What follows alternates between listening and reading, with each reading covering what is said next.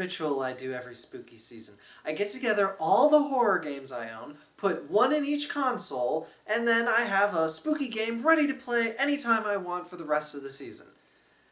I have about 15 consoles, counting handhelds, so I never get very far through the list, but it's still nice to know that I can just fire up any of my spooky games whenever I want. This year, though, I did something a little different. Instead of playing horror games, I played Castlevania games. It is a little weird that a series about hunting down Dracula and killing demons never really was about horror, but I kind of get that, honestly. Horror games are great, but they're also really stressful. It's sort of like how the Freddy movies are really fun, but then movies like The Babadook and Hereditary aren't. They're in the same genre, but very different experiences. So it's definitely nice that Castlevania was there to be horror-themed without having to be actually scary. Of course, if you know anything about early Castlevania games, you know that they are plenty stressful, just in a different way. I tried to get my hands on as many of the mainline Castlevania games as I could for this retrospective. And that was definitely helped along by the fact that Konami has been trying to wriggle its way back into our good graces with some retro collections. The Anniversary Collection covered most of the really old ones, and then the Requiem pack on the PS4 finally made Rondo of Blood accessible. I also just had some in my collection, tracked down a few for the video, and even did some naughty emulation. I've played over half the franchise at this point, and have tasted just about every flavor of Castlevania there is. Now come, settle in, my children of the night, and let us count the games. I'm not apologizing for that. Well, of course we're going to start with the big boy that got this all started, Castlevania 1 on the Nintendo Entertainment System. Alright, back in the day, this was a hard-as-balls action platformer, and it is still absolutely killer, but not in a really cheap way. See, I've played really cheaply designed old NES games. Like, Ghouls and Ghosts, I'd say, is the main culprit for this design, where they just throw shit at you and you just have to grind through it.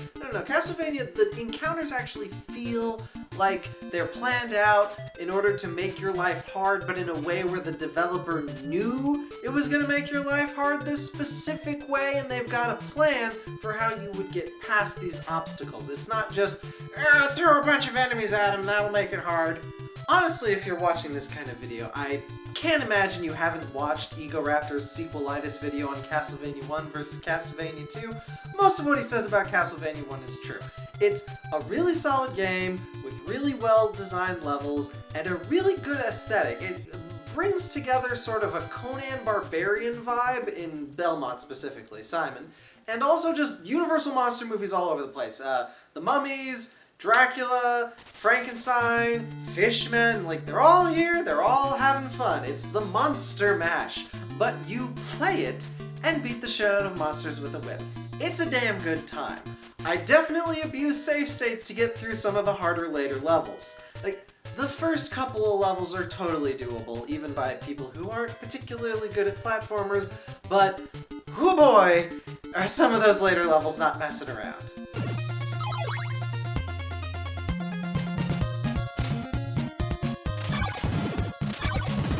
And of course, if we're talking about the sequelitis video, we've also got to talk about Castlevania 2, Simon's Quest. Okay, this one's pretty infamous because the Angry Video Game Nerd did a video on it. It was one of his first videos. It was really big, really popular.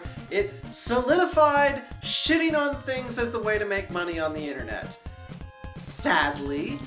But it's not totally undeserved when it comes to Simon's Quest. Simon's Quest actually does a lot of really interesting things. This was back in the days when sequels to video games would just change genres on you. Yeah, you still walk, jump, and whip, but now it's more of a really small open world that you somehow navigate by only walking left and right, but sometimes up and down stairs. Woohoo!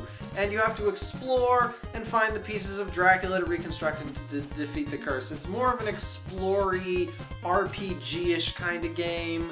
It's also cryptic as shit. Seriously, the only reason some of these puzzles exist is to sell Nintendo Power subscriptions or to make you call the Konami hotline, which they charged for the minute, by the way. Yeah, that's why old games were designed like this. It was a scam to suck money out of you. We had microtransactions even back then. And it's a shame that the game is designed like this, because Simon's Quest is doing some interesting things, but it's still not a good game. The boss fights are really weak. The exploration is aimless when it isn't just straight up lying to you, and it's not that much fun to play in comparison to the first one because they know you're gonna backtrack through it, so they didn't make the encounters quite as engagingly difficult. But it does have a pretty banger song in the background for your grinding through enemies, and if you've got a walkthrough handy and don't mind having your time wasted, you can have some fun with this one. I had a little bit of fun finishing it with a walkthrough, but it's not something I'm ever gonna do again.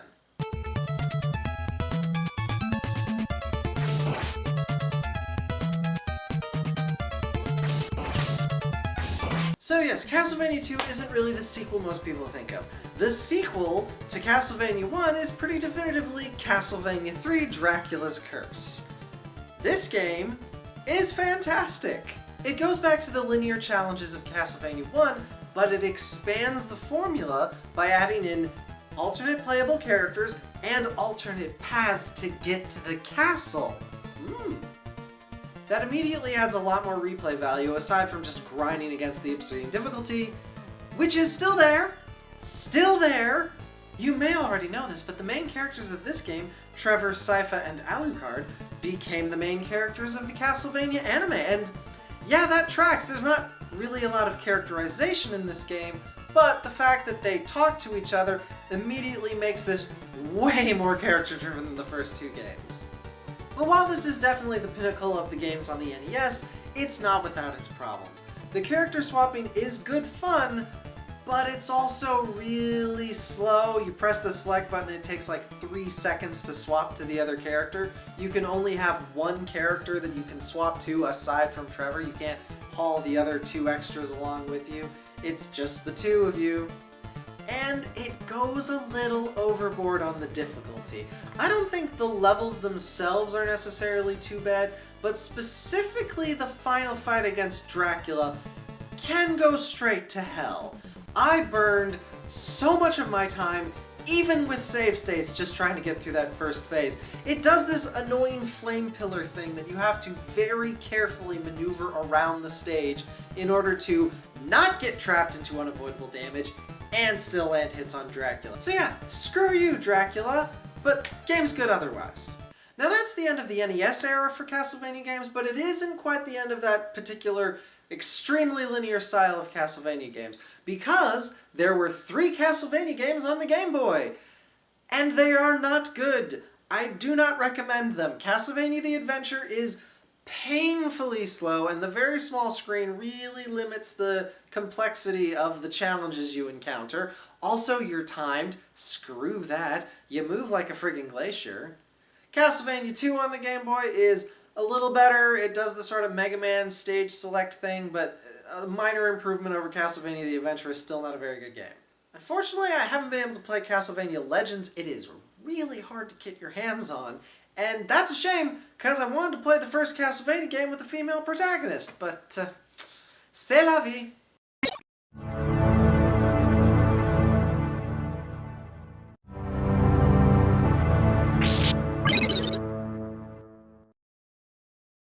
Now obviously, when you move on from the Nintendo Entertainment System, you go to the Super Nintendo Entertainment System with Super Castlevania 4! I don't really like this one. Look, this one's the one that a lot of people remember from their childhood as being the best one, and I'm sorry, it's just not that good. They made some changes that I understand, but I think kind of undercut the special Castlevania-ness of the series. You can whip in like 8 directions now, and the whip is way longer, which makes combat a lot easier. Your jump's a little easier to control. That's not such a problem necessarily, but again, it just leads to the game being a little too easy overall. These games were fun for their challenge, and undercutting that challenge to this degree wasn't really welcome in my eyes. Also, it's just a pseudo remake of Castlevania 1. I don't know if now's really the time to be remaking that already. You out of ideas already? No, they're not. They're not out of ideas, but this game is. And the color palette's kind of brown. Like, I don't know why it's so brown, but it's just not particularly visually pleasing to look at. And I know the Super Nintendo can be brighter than this.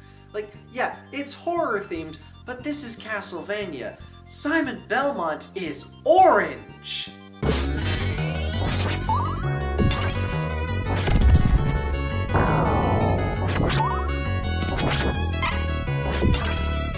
Now, for my money, of the two big 16-bit consoles, you want to play Castlevania Bloodlines on the Genesis. Castlevania Bloodlines is a bloody good time! It's also got lots of gore because Sega was more okay with that. It features 2 playable characters, and the whip controls are a little bit better, and you can do this cool swingy thing, so, you know, it's more involved than the earlier Castlevanias without being quite so overpowered as in Super Castlevania. It's got that same level of, maybe a little overdoing it difficulty, but you can still have some fun in the earlier levels, don't worry about that. And it's got a really different theme for the series. It's set about 1917, and you're hopping all around Europe trying to stop the resurrection of Dracula, so you visit some really different locations like a German munitions factory. Like, these are legit advances in what Castlevania can be about, while still, you know, maintaining the gothic horrorness of it all. Also, the soundtrack just kind of slaps. Like, the Genesis did not have a particularly good sound chip, but they made it work for this game.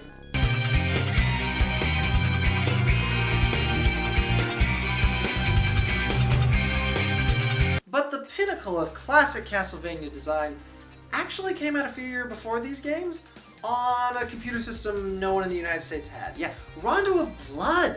Okay, Rondo of Blood got a release on the Super Nintendo as Dracula X. It stripped out a lot of the features that made Rondo of Blood great. First of all, there are these cheese-tastic anime cutscenes, which I adore because they just throw me right back to early 90s fantasy anime designs. I love these faces, and the voice acting, perfecto. As for the level design, it is a bunch of linear stages, but more than usual, and with the ability to change which of the stages you go to next in the path. So there's a lot of branching routes you can make for this game. And the other playable character, Maria Renard, throws birds and kitty cats and dragons at monsters to defeat them. She's the pseudo-easy mode for the game, weirdly enough, because she has a properly controlled double jump, so the platforming is way easier. She takes more damage, but honestly, with her movement, that's not a big deal. Victor is also really fun. He looks really good. He's got this cool new thing called Item Crash, where you spend a bunch of your weapon points to do like a big screen-clearing nuke. The boss fights are really good. The ending fight against Dracula is solid. There's a bunch of secrets to track down, including some ladies to save so you can get different endings. Rondo of Blood is a really good game that we did not get for a very, very long time, unfortunately. And it was one of the biggest surprises of this retrospective for me. Like, this was one I was like, yeah, I've heard good things about, but how good could it be, really? Oh, it is really good. Well, I guess I'm gonna eat some humble pie. Oh, and Rondo of Blood was the direct predecessor, story-wise, to Symphony of the Night.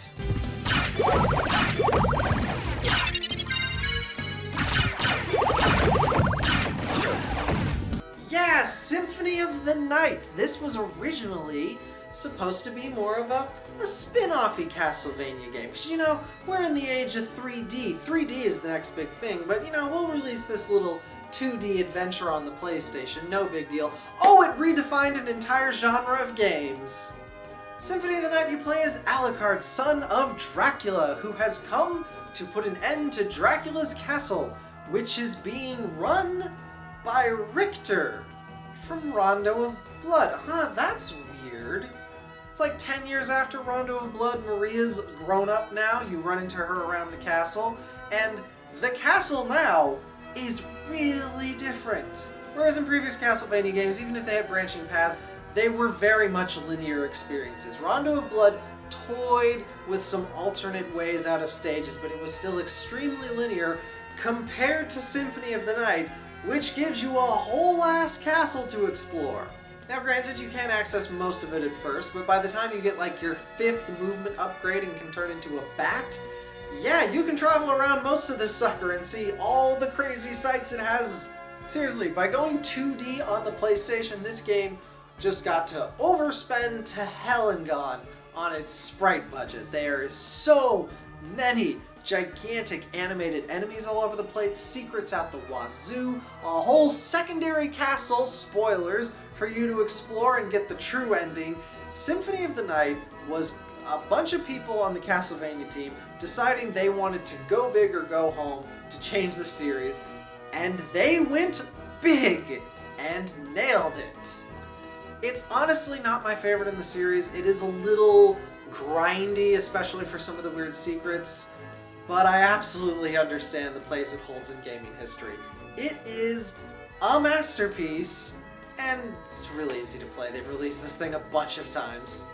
Now, with the release of Symphony of the Night, we are a bit of an inflection point for the series. See, up till now, Castlevania was mostly just, the linear adventures with the little side story of Simon's Quest that we try to ignore. But with Symphony of the Night being a massive bona fide hit, and Konami trying to make 3D Castlevania happen, because, it's the age of 3D now, Castlevania firmly splits into 3 different camps at this point. The classic Castlevania, which is the linear stuff, very much the NES style, was the codifier of this, and they never revisited that. Rondo of Blood is the peak, and Bloodlines was the last one, unless you count Castlevania Dracula X Chronicles on the PSP, which is just Rondo of Blood again, but with 2.5D updated graphics. I mean, I got it, because I have a PSP, but it's good. I like it, and it's got, Symphony of the Night and Rondo of Blood in it as unlockables, so it's a good bang for your buck if you still have a PSP. But they never made a new linear Castlevania game like the old ones. Then off to the side, we had Koji Igarashi and his team cranking out Metroidvania-style games, mostly on handhelds. Game Boy Advance and the DS were where most of these games ended up being. And then off to the side, we had these 3D games that people don't like to talk about. We'll get to those. Let's talk about the Metroidvania ones that everyone loves.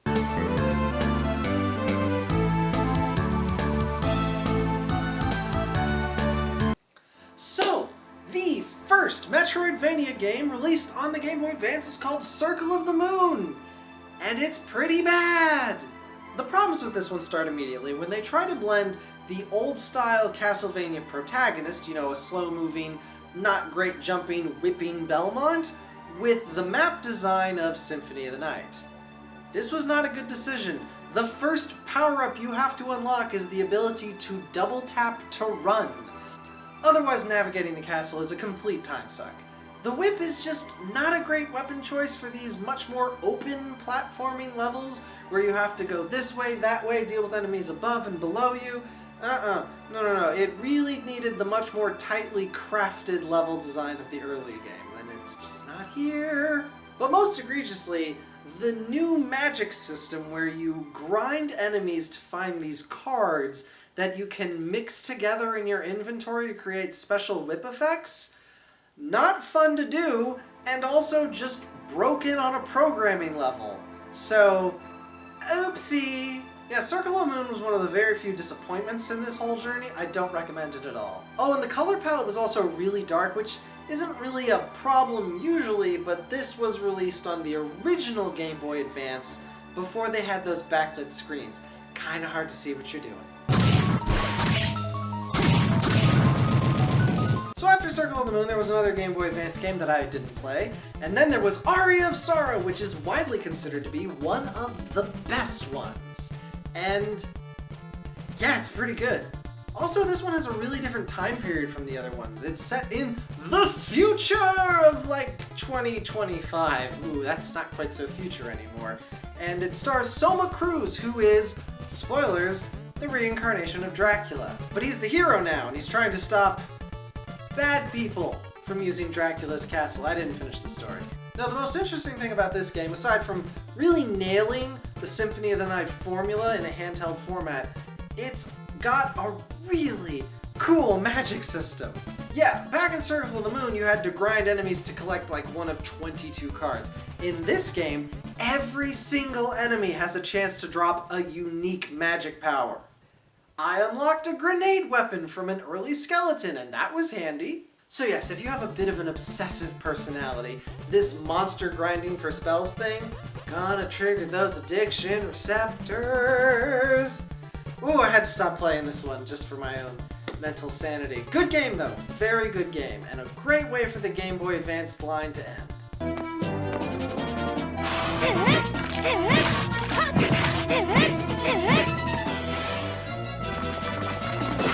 Now unfortunately I wasn't able to get most of the DS line. I really wanted to play Portrait of Ruin because you like control 2 characters at once and I'm all over that shit, but I was able to play Order of Ecclesia. Order of Ecclesia, first of all, changes really heavily the art style from the previous 2 DS games, going back to a much more darkly gothic aesthetic.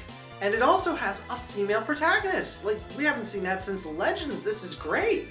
And it also plays around with the formula of a Metroidvania game, because like, for the first maybe half of the game, you're just moving from linear level to linear level, doing quests on a linear path. Like, it plays a little bit like Simon's Quest in that regard, actually, doing side quests for villagers. But when you get to Dracula's castle in the endgame, you enter like just this big level with lots of explorable space. So, you know, it's got that sort of like interconnected map thing that people really like too, with really creative bosses. It's got a slightly different spin on the soul collecting mechanic. It's not quite as good as it was in Aria of Sorrow, but the combat's a lot more nuanced since you have like 2 attack buttons that you can assign different things to. You know, DS has got more buttons than the Game Boy Advance. And I was kind of enjoying the story too. Like, it does lean on the amnesia trope a little, but it goes more interesting places with it than you normally see. And I don't know, it's just a really fun yarn, and sadly was the last time we got a Metroidvania from the IGA team, but it's a good note to go out on. Now, as I stated earlier, at the same time as we had this branch of Metroidvania exploring games coming out on handhelds, Konami was trying to make Castlevania work in 3D. They never really nailed it. I did not play Castlevania on the N64 or Legacy of Darkness, the pseudo-sequel, because I don't have an N64, and honestly, those games just look really terrible. Like, whips are not a good weapon for 3D environments. But I did play Lament of Innocence. Ooh, that's a really pretty cover. Shame the game's no good.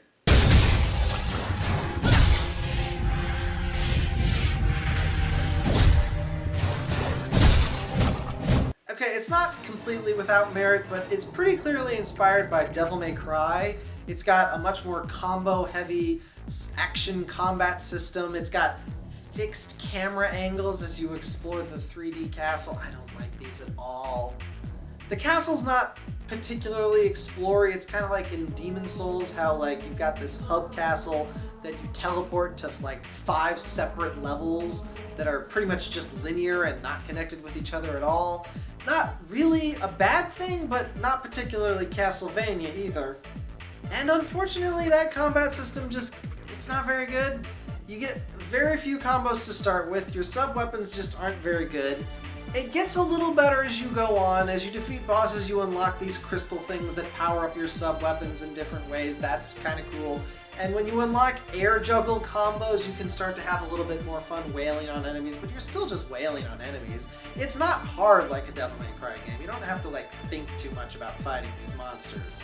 And the story is just a stinker. This is supposedly the earliest game in the Castlevania chronology. It's supposed to explain why the Belmonts are always fighting Dracula. Didn't think that needed an explanation. And explain where the vampire killer whip came from. That definitely didn't need an explanation, and definitely not one this silly. I don't know, the cheese factor just isn't really with this one. Like, it's got the voice acting and the awkward cutscenes, but the story itself, like the events, are just kind of bland, and that really undercuts a lot of this.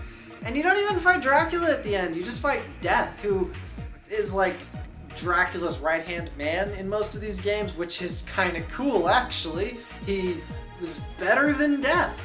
But in this game, it's just not very good. I didn't like this one, I'm sorry. Soundtrack's pretty killer though.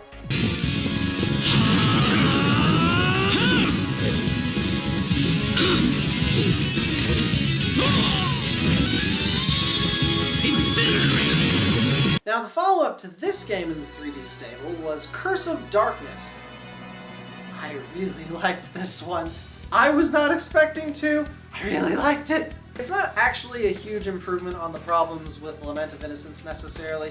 It does give you a freely controllable camera, and the map is a little bit more interconnected, but your progression through it is still pretty linear. And there was more than one occasion where the game was like, ooh, you need to go to this place. I'm like, alright, let's go exploring, and it just teleports me to it. What the hell? The combat leans a little bit more Dynasty Warriors, with you just sort of slamming the attack button followed by the finisher button. That's not great necessarily, but it added some really cool shit. First of all, you play as Hector, who is trying to kill Isaac, who killed his wife. Yes, Hector and Isaac from the anime. In fact, Hector looks a lot like he did in the anime. Isaac, not so much. Probably a change for the better. Oh, and also there's that weird Count guy from Season 3, like that guy who claims to be a wizard from the anime. Yeah, he was in this, and he's pretty much the same character. That blew my mind. But in terms of gameplay, what this adds are innocent devils, which are basically just monsters Hector can command to do things. I love this so much. You start out with a pretty basic fairy companion who just heals you. It just feels like sort of a roundabout way of healing, but then you get the Iron Golem, and suddenly he's offering to finish your combos for you. He's got laser eyes or big ground pound butt slams, and then you get this crow who will juggle any enemy you launch into the air. These are so much fun! And they have evolution trees. Oh my god. I'm breeding Pokemon! I'm breeding Pokemon in a Castlevania game! I can't even begin to describe to you how much time I lost to these mechanics. Like, as an action combat game, as an exploring Metroidvania game, it's really not even average. It's a little bit below average, but this mechanic, along with the weapon crafting, since Hector doesn't just have to use a whip, he can use all sorts of weapons, like a spiked shield or a great axe. He can do these things. These new mechanics are so much fun to play around with, and it is a fantastic grindy game. The art style is, again, amazing, and the soundtrack kills. Like, this was the biggest surprise of my entire adventure into the Castlevania series. I was not expecting to love Curse of Darkness so much. It is easily my favorite of the series. Unfortunately, the good times cannot last. This and Lament of Innocence did not sell particularly well, and we're starting to enter into the time period where Konami starts to suck. So let's talk about Lords of Shadow.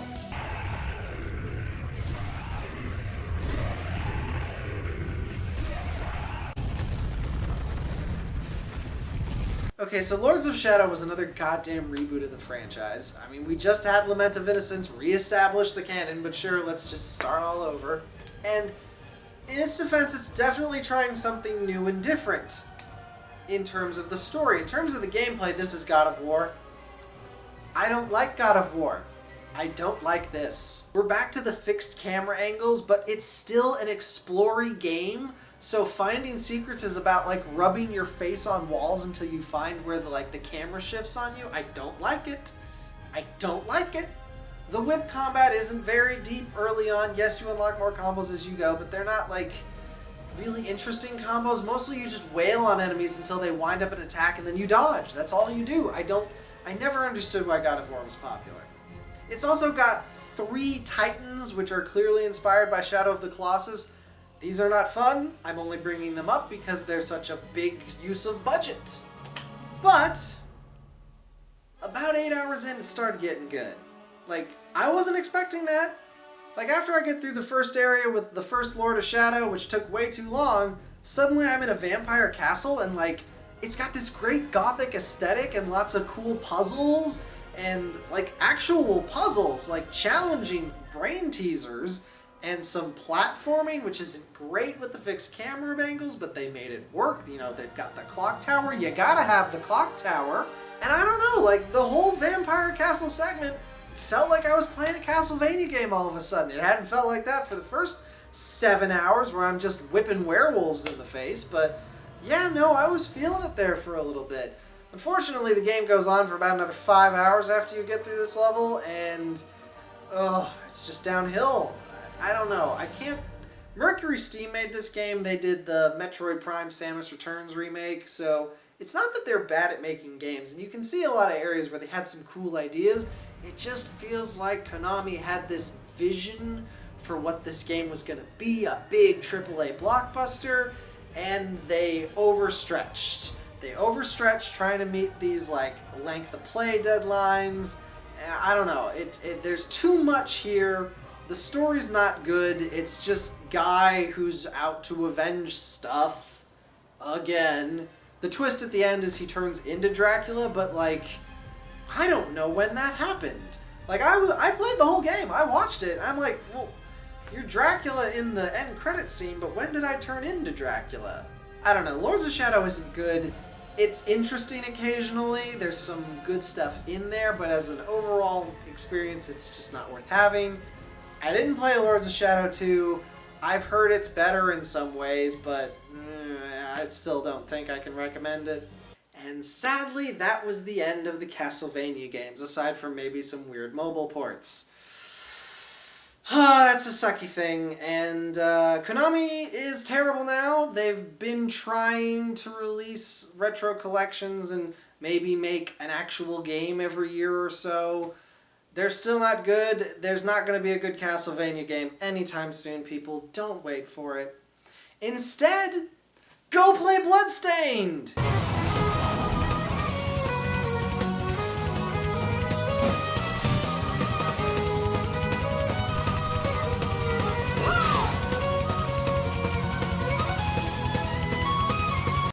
Yeah, Koji Igarashi was just like, fuck Konami, I'm gonna go make my own games with blackjack and hookers, and gosh darn it, he nailed it. Kickstarter games from old creators didn't have like a great reputation, but then Bloodstained comes out and like, shit, it's exactly what we wanted. It is Symphony of the Night again, but with a lot of improvements and changes that he implemented from his later games. Like, you know, you've got the sort of side questy thing from Order of Ecclesia, you've got the soul collecting mechanic from Aria of Sorrow.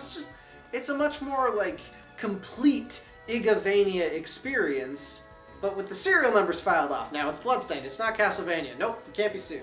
To be fair, I didn't really love this game that much, but that's mostly because I didn't love Symphony of the Night that much, and this is basically Symphony of the Night. I completely recognize why it's good. I finished it, so it can't be that bad. It was great hearing David Hayter in another game. That was really cool. I like Miriam the character. Her character's design is great. Her voice acting is really good. Like, there's a lot of good things about this game. Weapon variety, spells, monsters, graphics are a little iffy, but whatever, it's an indie game. Good game. But it's not as good as the spin-off.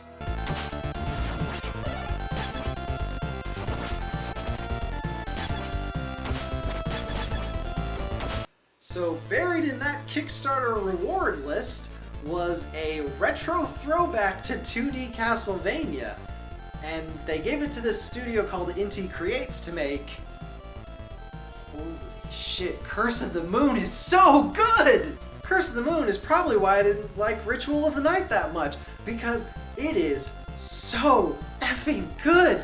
It is the epitome of classic Castlevania 2D, tough as nails platforming, but with a lot of really good quality of life improvements that make it not quite so hair-pullingly frustrating as those classic NES games. You get the multiple character swapping from Castlevania 3, but now you just hit the select button, it's like, bam, you're the other character. So you can actually like switch characters mid-jump and keep the flow going. The different characters have all these different abilities they can use, and like actual different physical attributes that can get you around the levels and different routes.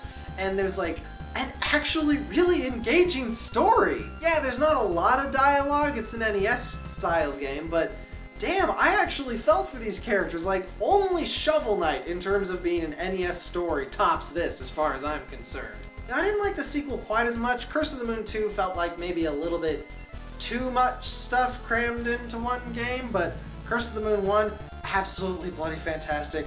If you want to experience the original Castlevania flavor, do this game. So good! Going back through the Castlevania games, you know what I was most struck by? Konami used to be really good at this.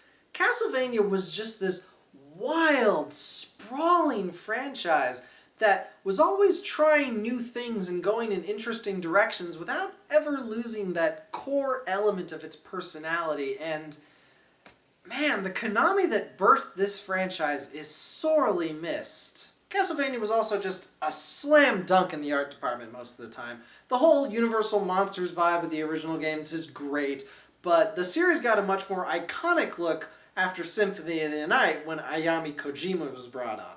Her extremely detailed gothic shoujo look just became instantly iconic for the series and is amazing. It's such a feast for the eyes. Can you believe these covers? This is more like something from Vampire Hunter D or maybe a Clamp title, not Castlevania, except now it is. Oh, and we cannot forget the music. Those old NES games had some unquestionable chiptune bangers, but from Castlevania Bloodlines on, they brought in Michiru Amane, and she was a godsend. She liked to mix classical music with sort of a rock feeling, and honestly, is there anything more vampiric than that? Koji Igarashi gets a lot of the credit for the later period Castlevania games being so good, but it was really more of a trio effort from these three. They are the ones who made Castlevania what we think of it as today. But Pluto, I hear you say, your very sexy voice has convinced me that I should play a Castlevania game, but I'm not sure where to start. Oh, I know, baby, I have that effect on people. If you want to give Konami money and have the games on modern consoles, obviously you want to go with the Anniversary Collection or the Requiem Pack on the PS4. The Anniversary Collection has a lot of the old 2D ones that are, still fun, and it has save states, which will get you through some of the really nasty stuff, but thing is, they're still really hard, so even if you have gotten good, it may not be good enough. You just gotta be ready to buy some games you may not be able to finish if you're gonna get the Anniversary Pack. The Requiem Pack, of course, has Rondo of Blood, which was not easy to get before now, and Symphony of the Night, which was almost too easy to get before now, but, those are absolutely fantastic games. That's a good pack. Kinda wish it wasn't just on PS4. If you want to play the really good games in the franchise, basically everything in the Metroidvania line from Aria of Sorrow on is worth your time. But they're not exactly cheap to get. You've probably still got a DS lying around somewhere, so that's not really an issue, but yeah, they're a little pricey. I just emulated Aria of Sorrow. I know, I'm so naughty. If you're more of a historian collector type, I'd recommend Lament of Innocence and Curse of Darkness. They are definitely weirder entries in the franchise, so they're not like anything else you've played, so that's neat. And also, just look at these covers. I mean, my god, this art is so good. They'll look great on your shelf. But if you aren't picky about your Castlevania being original recipe, Bloodstained, just get Bloodstained. Thank you for joining me on this month of spooky frights. I'm Pluto Burns, and until next time, don't let the vampires bite.